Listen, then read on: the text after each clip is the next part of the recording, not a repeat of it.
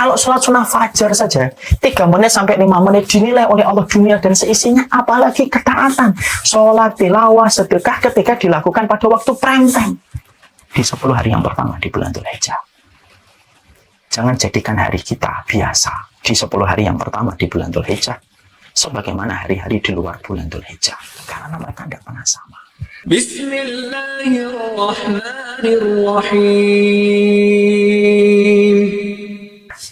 Walaupun terjadi perbedaan di dalam penetapan awal Dzulhijjah, maka saya menyampaikan saya mengikuti kepada patokan dan pedoman pemerintah bersama dengan masyarakat kebanyakan dan mayoritas, sebagaimana yang disabdakan oleh Rasulullah, shaumukum yauma yasumun wa fitrikum yauma yasumun wa adhakum yauma tudhahun, yaitu berpuasalah kalian bersama dengan kebanyakan masyarakat berpuasa, beridul fitri bersama dengan kebanyakan masyarakat beridul fitri, dan beridul adha bersama dengan kebanyakan masyarakat beridul adha.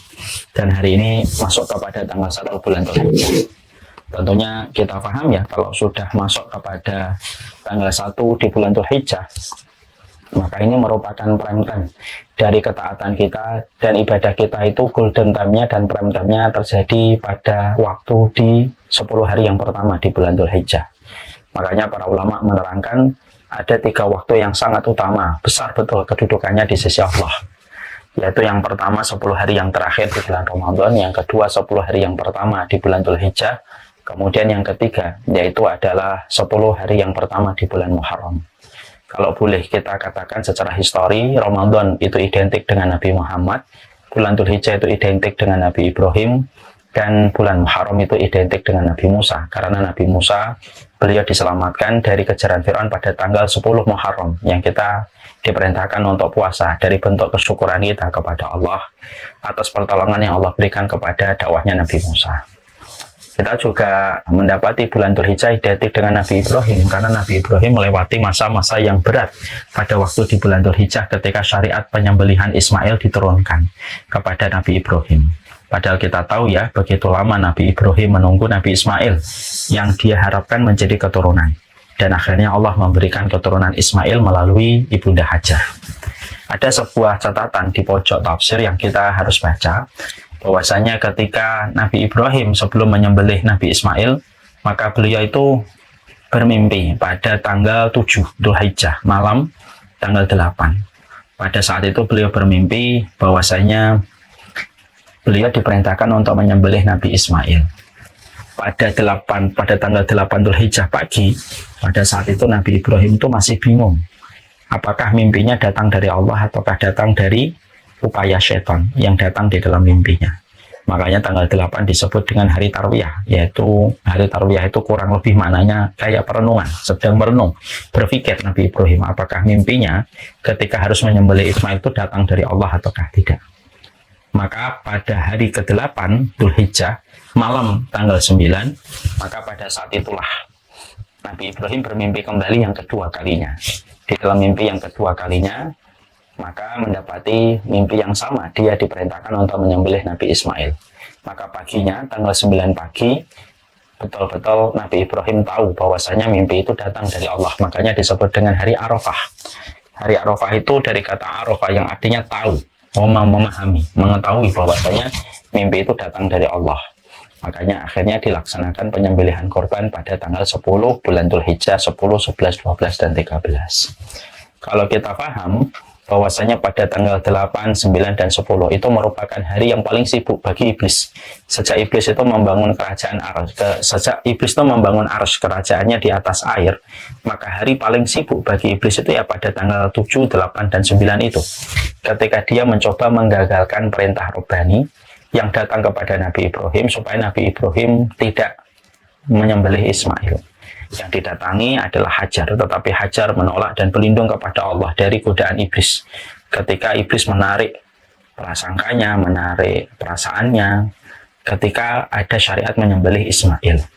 Datanglah kepada Ismail, tetapi Ismail sudah begitu kokoh bahwasanya dia mendapati bahwasanya dia ingin bersabar terhadap semua perintah yang ditetapkan oleh Allah. Datanglah kepada Nabi Ibrahim, dan pada saat itulah ada syariat lempar jumrah, yaitu syariat bagaimana pada saat itu Ibrahim melempari dengan kerikil sampai menjadi dasar dan sebab syariat jumrah ditetapkan. Nah itulah, makanya itu merupakan hari yang luar biasa. Makanya 3 waktu ini merupakan hari yang paling besar. 10 hari yang terakhir di bulan Ramadan, 10 hari yang pertama di bulan Dzulhijjah, kemudian 10 hari yang pertama di bulan Muharram. Itu merupakan keutamaan yang besar. Mungkin ada yang bertanya kepada kita, Ustadz, mana yang lebih utama? 10 hari yang terakhir di bulan Ramadan atau 10 hari yang pertama di bulan Dzulhijjah? Ini terjadi perbedaan cukup panjang dan cukup luas di antara para ulama. Sebagian ulama ada yang mengatakan 10 hari yang terakhir di bulan Ramadan lebih utama, melihat dan merujuk kepada surat Al-Fajr wa layalin ashr, yaitu demi malam 10, di mana pada 10 hari yang terakhir Allah menurunkan Al-Quran dan menurunkan Al-Quran kepada Rasulullah. Ada yang menguatkan dan merajikan bahwasanya yang paling utama adalah 10 hari yang pertama di bulan Dzulhijjah, berdasarkan kepada sebuah riwayat dari Sunan Abi Dawud, ketika Rasulullah SAW mengatakan, ma min ayyamin al-amalu sholih fiha ahabba ilallah min hadhihi ayyamil ashr. Qalu walal jihad ya Rasulullah. Qalu walal jihad illa kharaja bi nafsihi wa malihi falam yarji' minhu dzalika. Rasulullah pernah menyampaikan di dalam sebuah riwayat bahwasanya tidak ada hari yang paling dicintai oleh Allah, tidak ada hari yang paling dicintai oleh Allah kecuali 10 hari. Ya, pada 10 hari yang pertama di bulan Dzulhijjah. Para sahabat ketika mengetahui itu, para sahabat kemudian berkata, apakah keutamaan beramal pada 10 hari yang pertama di bulan Dzulhijjah mengalahkan keutamaan orang yang berjihad? Maka Rasulullah langsung menjawab, walal jihad fi sabilillah. Bahkan jihad pun tidak bisa mengalahkan keutamaan bagi mereka yang beramal di 10 hari yang pertama di bulan Dzulhijjah. Illa, kemudian Nabi menambahkan keterangan illa kharaja bi nafsihi wa malihi falam yarji' minhu dzalika syai'un, kecuali apabila dia keluar dari rumahnya dengan membawa hartanya, dengan membawa nyawanya dan tidak ada yang berpulang dari keduanya, maka itu tidak bisa ditandingi oleh apapun. Nah, ini menjadi sebuah rujukan dalil bahwasanya sebagian ulama mengatakan 10 hari yang pertama lebih utama daripada 10 hari yang terakhir di bulan Ramadan. Saya mengambil pendapat jamak yang menggabungkan, dan di situ diberikan keterangan yang terperinci bahwasanya sebenarnya dua keutamaan ini tidak bertentangan dan tidak bertabrakan. Kalau melihat malam, tidak ada malam yang paling utama kecuali 10 hari yang pertama, 10 hari yang terakhir di bulan Dzulhijjah. Makanya ada syariat i'tikaf, syariat memperbanyak doa. Allahumma innaka afuwun tuhibbul afwa fa'fu anni. Itu identik malam. Jadi kalau melihat malam, tidak ada malam yang paling utama kecuali malam 10 hari yang terakhir di bulan Dzulhijjah. Tapi kalau melihat siang, tidak ada siang yang paling utama kecuali adalah siang 10 hari yang pertama di bulan Dzulhijjah. Maka inilah pendapat yang saya pilih. Berarti siangnya ini merupakan siang yang paling utama, yang memiliki keutamaan yang besar, karena ini merupakan prime time-nya seorang mukmin ketika mereka bertransaksi kepada Allah. Ketika mereka berdagang kepada Allah itu, maka waktu 10 hari yang terakhir ini sangat besar di sisi Allah. Dan tentunya kita paham ya, bahwasanya waktu itu sangat mempengaruhi ibadah. Waktu itu mempengaruhi ibadah, karena waktu itu tidak sama.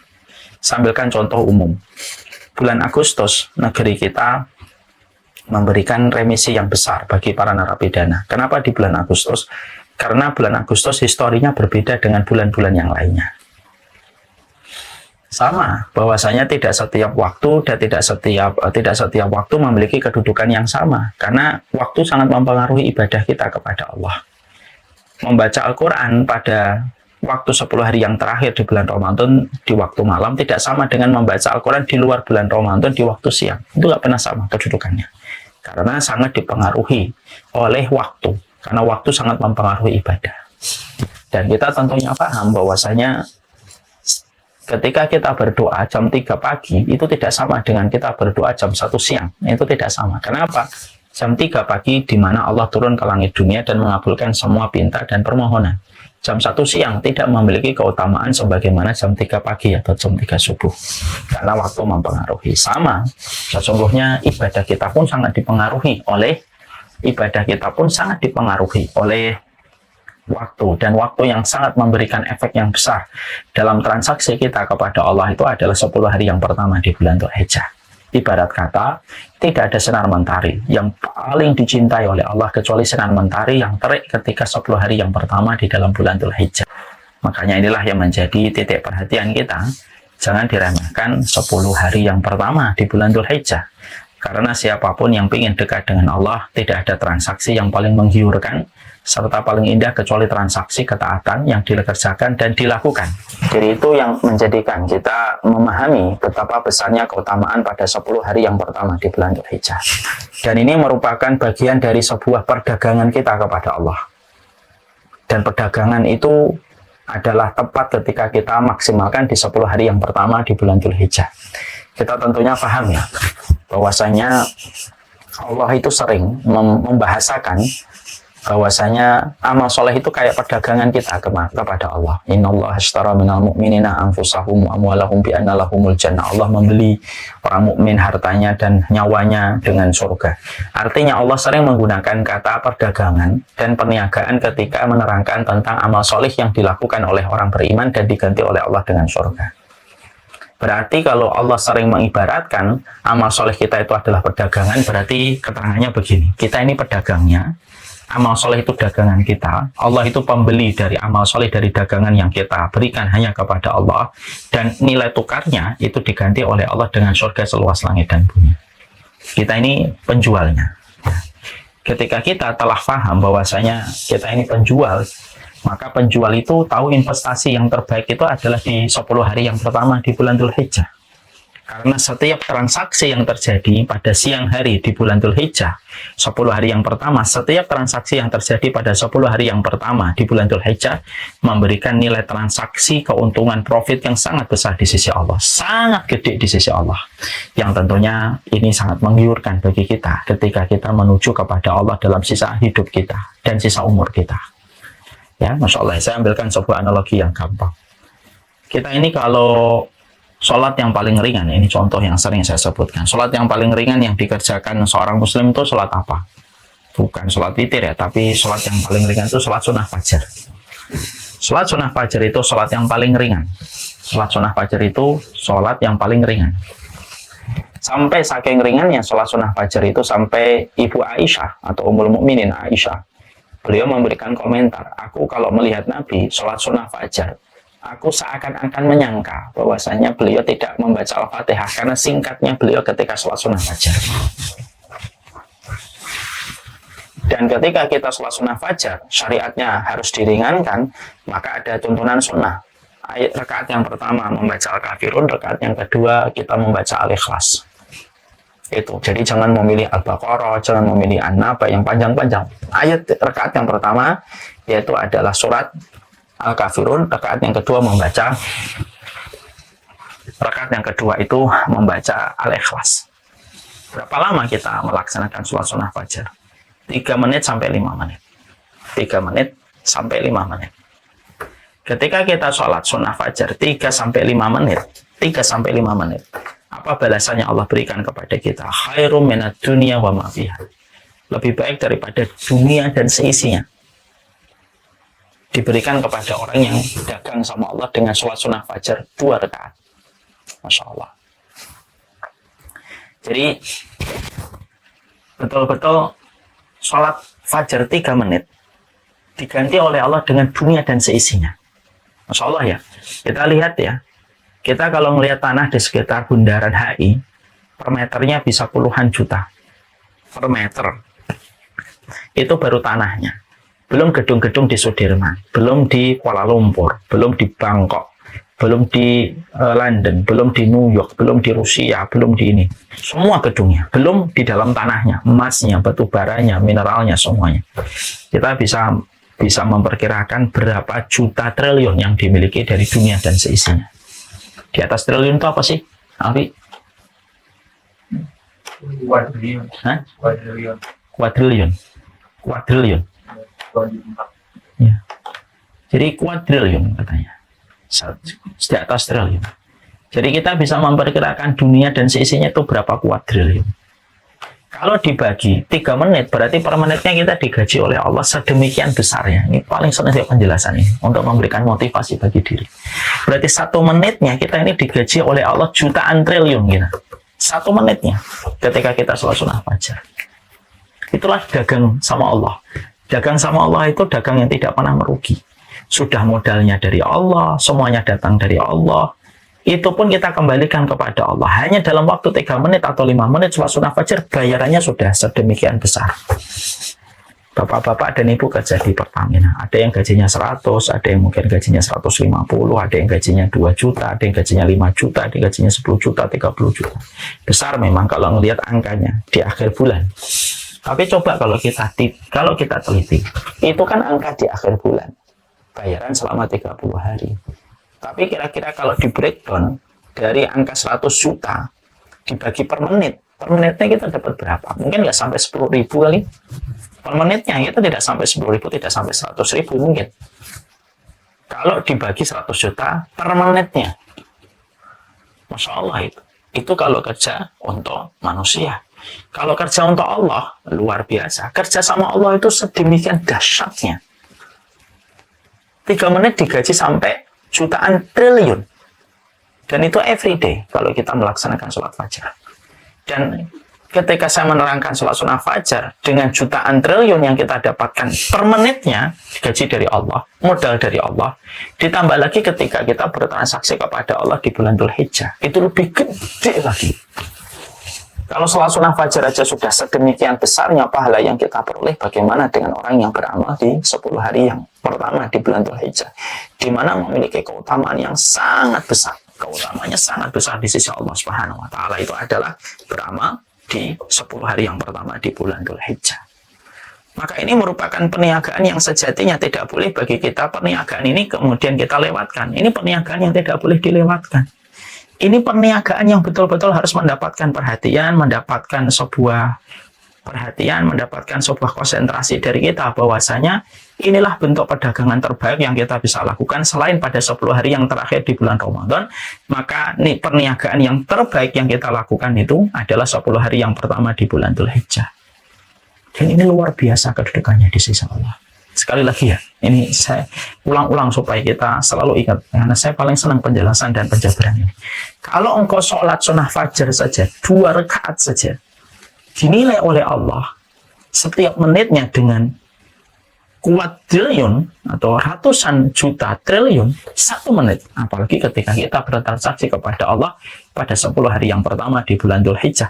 Karena sesungguhnya kita harus paham, karena sesungguhnya tidak ada perniagaan yang paling dicintai oleh Allah pada terbitnya matahari pada waktu, kecuali pada waktu 10 hari yang pertama di bulan Dzulhijjah. Dan ini yang harus menjadi sebuah perhatian besar dari kita.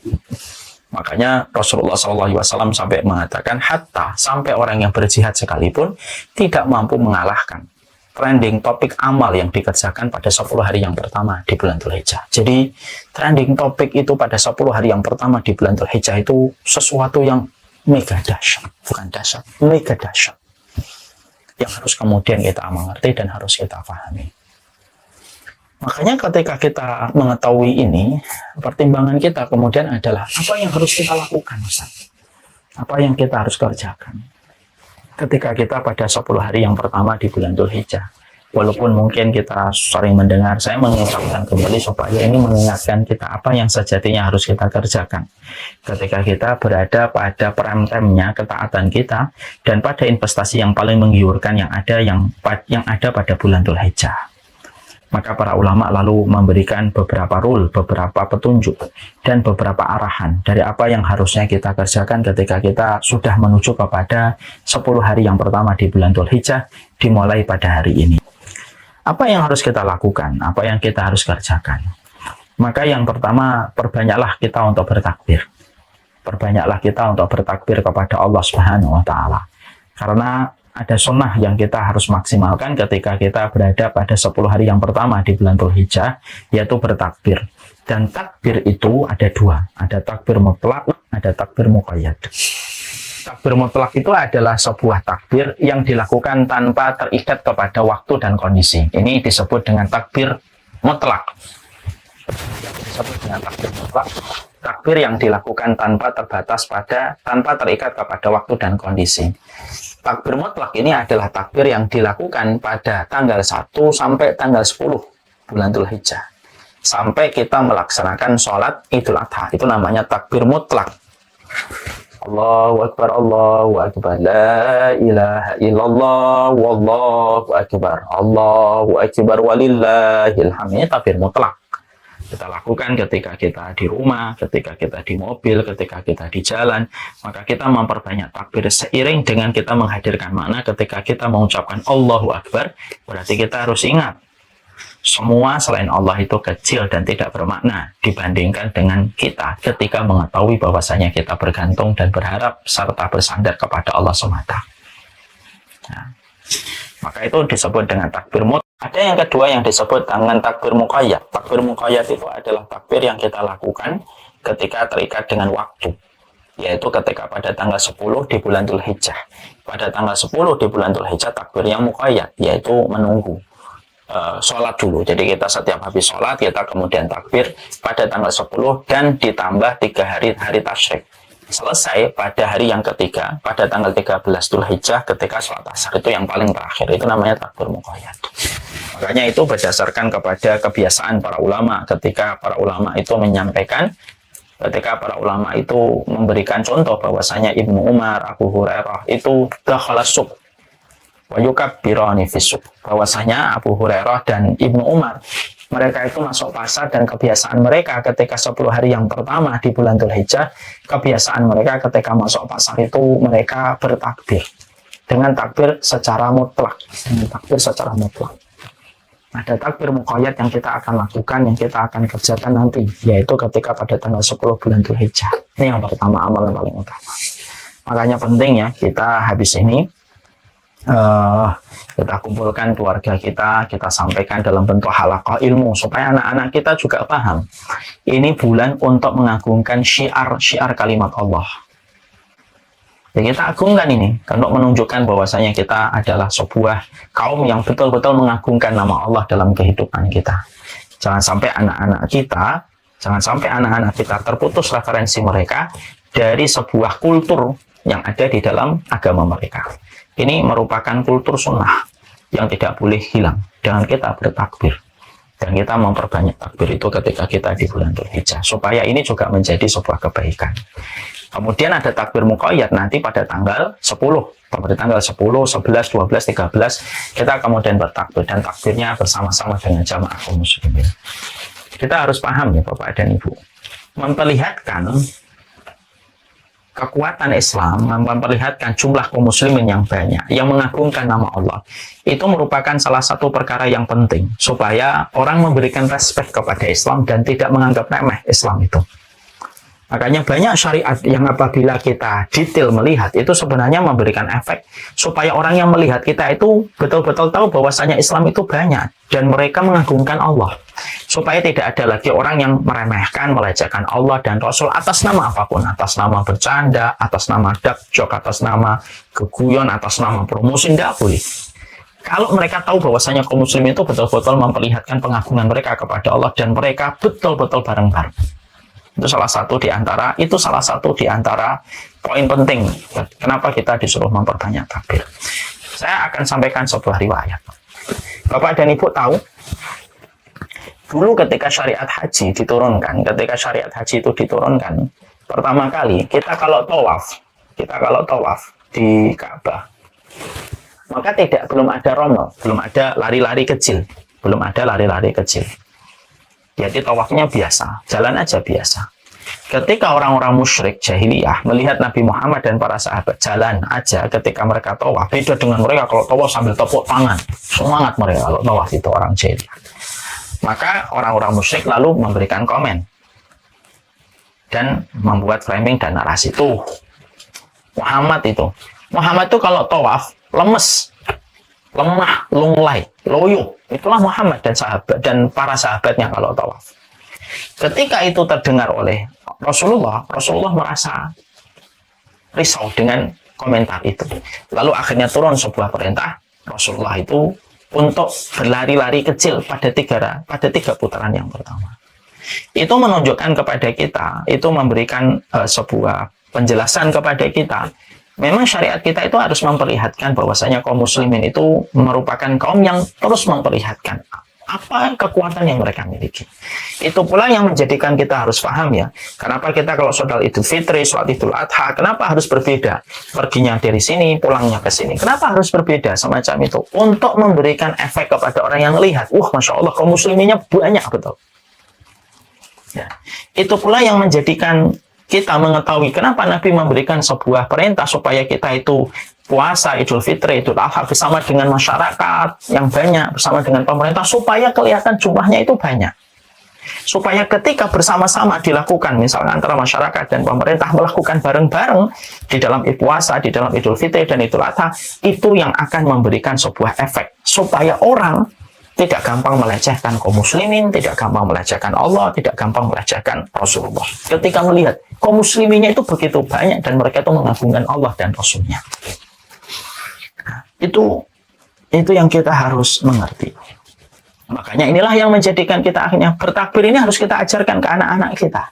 Sembari kita menghadirkan makna, kalau sudah bertakbir berarti tidak ada yang paling besar kecuali adalah Allah. Bukan nilai gajimu, bukan ijazahmu, bukan nilai IP kamu, bukan pula bagaimana jabatanmu, tapi yang paling besar itu adalah Allah. Ketika kita sudah membasahi lisan kita di 10 hari yang pertama dengan kita bertakbir, Allahu Akbar, Allahu Akbar, La ilaha illallah, Wallahu Akbar, Allahu Akbar, walillahil hamd. Ini semuanya tentang Allah. Ini bulannya Allah, ini bulan Dzulhijjah ini. Dan berikan pengagungan hanya kepada Allah, karena Allah paling senang didatangi, dituju oleh banyak manusia dengan mengagungkan namanya ketika di bulan Dzulhijjah. Karena sekali lagi bulan Dzulhijjah itu prime time-nya gede di sisi Allah. Share rating-nya kalau TV itu gede banget, kalau ibarat TV. Dan ini merupakan bulan yang paling senang Allah itu diagungkan oleh hamba-hambanya ketika menyebutkan nama Allah. Ya, nanti anak-anak kita harus kita ajarin sambil kita nanti di rumah sebentar naik mobil, Allahu Akbar, Allahu Akbar, La ilaha illallah, Wallahu Akbar, Allahu Akbar, walillahil hamd. Ini yang pertama, takbir mutlak dan takbir muqayyad. Ada yang kedua. Yang kedua itu adalah kita diperintahkan untuk memperbanyak seluruh amal ketaatan yang kita lakukan dan kita kerjakan dalam bentuk seumum-umumnya, baik itu tilawah, baik itu sedekah, baik itu sholat sunnah, diperbanyak ketika kita di 10 hari yang pertama di bulan Dzulhijjah. Dan ini merupakan salah satu bulan yang luar biasa. Ini merupakan bulan yang luar biasa di dalam menebalkan arti ketaatan dan menebalkan arti ibadah untuk menghapuskan dosa. Karena salah satu niat yang kita hadirkan ketika kita menebalkan ketaatan di waktu prime time untuk menghapuskan dosa. Antara bulan Ramadan yang sudah kita tinggalkan 2 bulan lalu, kan kita sudah terbentang jarak 2 bulan, sudah melewati 2 kali purnama dengan berbagai macam dosa dan kemaksiatan. Dan bulan Dzulhijjah ini tepat sekali untuk melebur dosa itu dengan ketaatan, karena ketaatan itu salah satu niatnya adalah untuk menghapuskan dosa. Wa bi sayyi'atil hasanati tamhuha. Ikutilah setiap dosamu dengan kebaikan, kebaikan itu menghapuskan dosa-dosamu. Itu yang kita harus pahami, itu yang kita harus mengerti.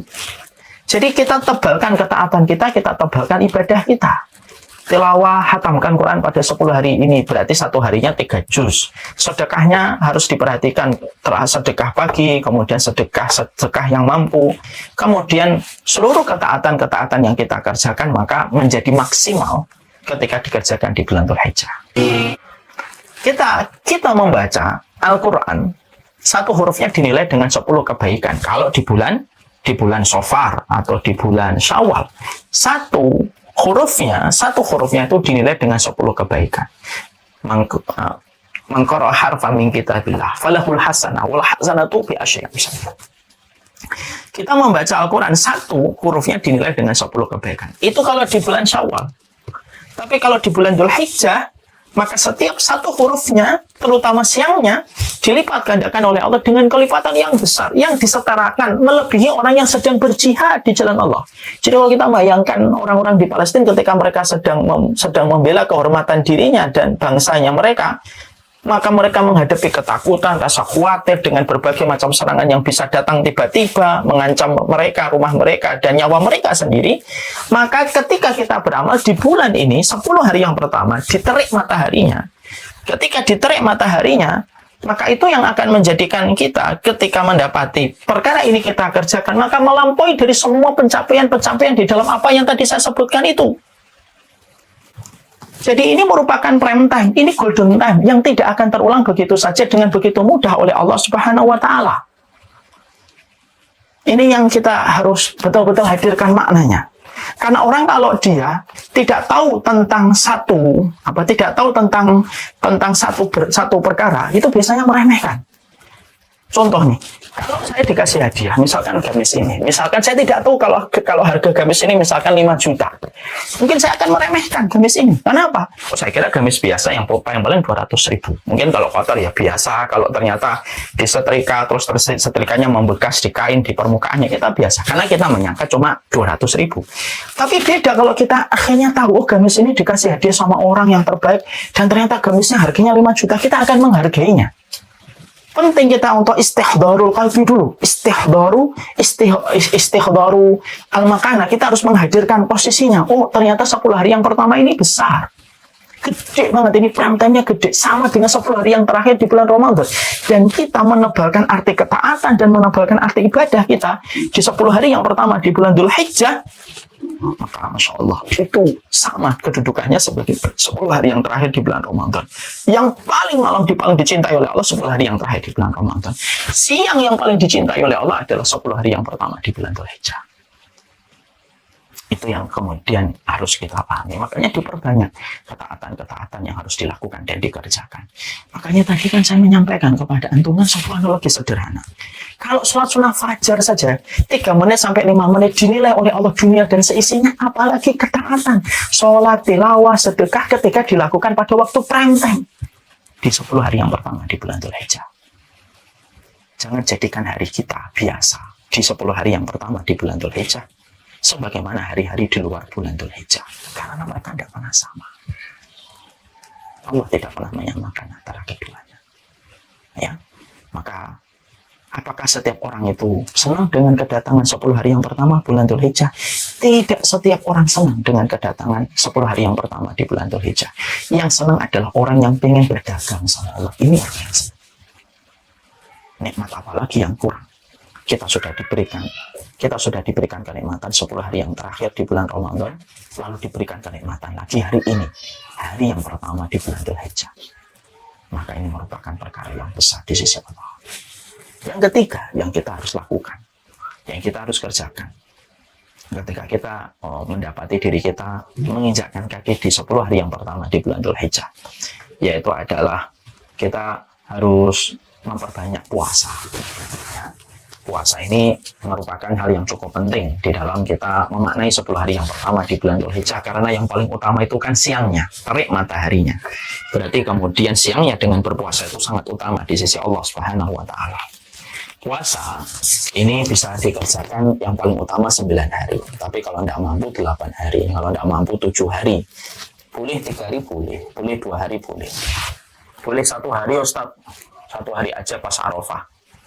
Ya boleh, walaupun agak kebangetan ya, karena ini sudah merupakan prime time, tapi ya boleh aja gitu.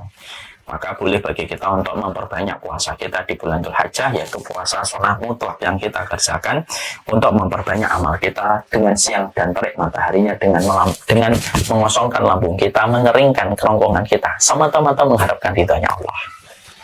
Kan saya sudah pernah nyampaikan, bukan?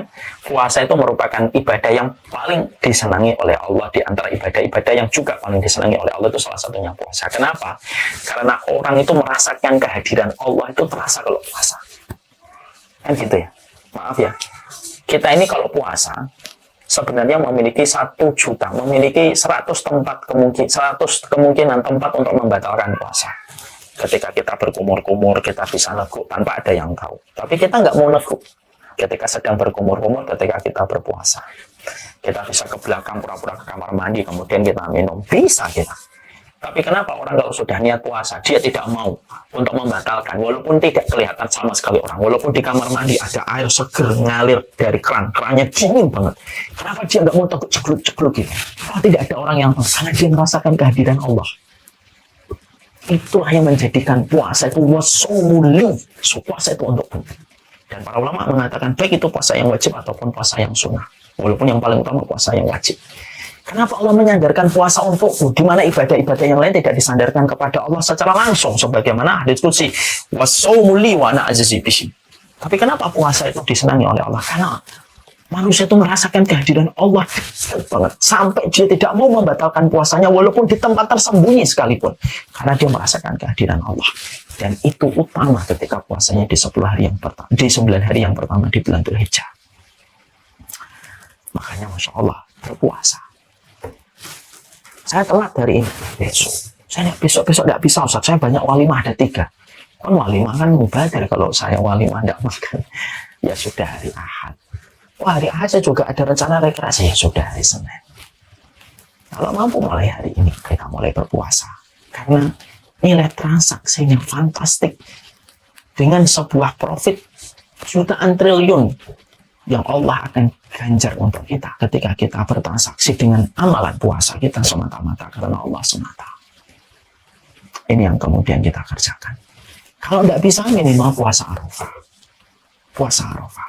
Ketika kita puasa Arafah ini, nah, terjadi perbedaan. Kemungkinan itu terjadi perbedaan. Ya, terjadi perbedaan. Kenapa terjadi perbedaan? Karena bisa jadi mungkin tanggalan di Saudi lebih cepat daripada tanggalan di kita. Kalau semacam itu, kita mengikuti yang mana, Ustaz? Pertama, tidak usah kita meributkan. Karena pelaksanaan puasa Arafah, ada yang mengambil miqat zamani, ada yang mengambil miqat makani. Kalau miqat makani berdasarkan proses wukuf di Arafah. Makanya di miqatnya miqat makani, makan. Tempatnya wukuf. Pulang wukuf ya kita Arafah. Ya berarti kita harus sama tanggalnya. Tapi ada yang namanya miqat zamani, yaitu puasa Arafah didasarkan kepada miqat waktunya. Ya, waktu kita di sini tanggal 1-nya sekarang ya. Walaupun Saudi mungkin kemarin, ya kita hari ini, ya tidak apa-apa. Karena itu nanti juga kalau di breakdown lagi nanti ada namanya melihat ru'yah. Karena melihat ru'yah ada 2. Ada wihdatul matla', ada ikhtilaful matla'. Wihdatul matla' itu apa? Yaitu adalah satu ru'yah dipakai untuk seluruh tempat dan seluruh negara. Itu yang disebut dengan ru'yah global. Ada yang namanya ikhtilaful matali'. Setiap satu negara, satu kawasan memiliki satu ru'yah yang tidak harus dipaksakan dengan ru'yah di kawasan yang lainnya. Nah, kalau saya secara khusus, tanpa menafikan perbedaan, dan sudah sering saya menyampaikan, fikih itu luas. Yang sempit itu adalah hati kita. Tidak usah dipaksakan. Ada yang mengikuti miqat zamani, silahkan. Ada yang mengikuti miqat makani, tidak apa-apa. Nggak ada yang salah itu. Yang salah itu ketika sudah ribut, tidak puasa. Nah, gitu. Itu yang salah. Makanya Masya Allah ya, saya pernah dapatin di satu grup pertengkaran ketika mempertengkarkan kapan kita puasa wukuf, puasa Arafahnya. Ada yang mengatakan wukuf, puasa Arafah, lihat wukufnya.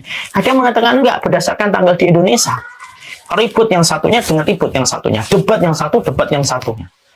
Yang satunya live group, yang satunya live group. Sampai adminnya bingung. Tapi kenapa sih harus kita senang untuk berdebat gitu loh? Kenapa sih senang harus berdebat gitu dan senang banget untuk merendahkan pendapat-pendapat yang kadang belum sama dengan pendapat yang kita pilih? Dua-duanya merupakan pendapat yang mutabar di antara para ulama gitu loh. Puasa Arafah itu sunnah. Adapun mencintai orang yang beriman dan tidak menyakiti hukumnya wajib. Yang wajib itu aula minal mustahab. Yang wajib itu lebih didahulukan daripada yang mustahab. Yang bermasalah itu adalah orang yang nggak puasa, sudah debat, ujungnya pas puasa Arafah, tidur nggak, kemudian sahur dan akhirnya nggak mau puasa. Nah, itu yang masalah. Hari ini yang kita jumpai atau hari ini yang kita dapati itu apa? Banyak para penuntut ilmu, tetapi mereka tidak mau diam. Kalaulah para penuntut ilmu itu banyak mau diam, baik itu. Belajarlah untuk diam.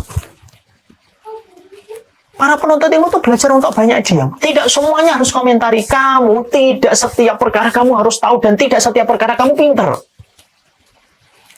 Lalu kata jahil. Kalaulah orang-orang yang jahil kayak kita ini banyak diam, mungkin tidak terjadi fitnah yang luar biasa kayak hari ini. Tapi karena semua orang itu pengen ngomong, semua orang itu hobinya debat, terutama ketika punya Instagram lalu pakai nama yang disamarkan gitu, debat kemana-mana tanpa dia memperlihatkan identitasnya, padahal dia majhul, tidak ketahuan ini siapa. Kesukaannya debat, betul. Itu yang menjadikan akhirnya fitnah itu tidak pernah selesai. Keributan yang terjadi di antara kaum muslimin, karena keributan di antara kaum muslimin itu bagian dari fitnah. Banyaklah dia. Kita ini kalau banyak diem, perumpamaannya kayak botol soda dikocok-kocok, botol soda dikocok-kocok.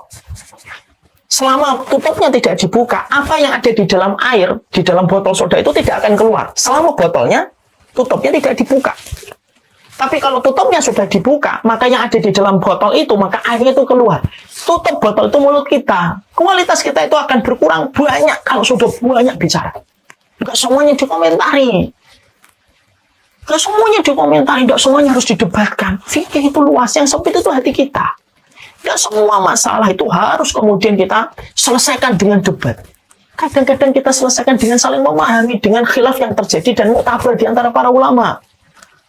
Itu yang harus menjadi perhatian kita. Ya, supaya kita itu hidupnya rahmat. Hidupnya bisa saling mencintai di antara orang yang beriman kepada Allah Subhanahu wa taala. Ya, jadi kita memperbanyak bagaimana ketika kita di bulan Dzulhijjah itu memperbanyak puasa. Puncaknya yaitu adalah ketika pada tanggal 10 kita berkorban. Yaitu paling ringan kambing, paling besar itu adalah unta. Kemudian kita berkorban. Boleh nggak kita dengan berkorban itu hutang dan lain sebagainya? Boleh selama kita mampu membayarkan hutang itu dengan angka kalkulasi perkiraan kita bahwasanya kita punya cadangan devisa tabungan untuk kita untuk membayar hutang itu, tidak apa-apa hutang.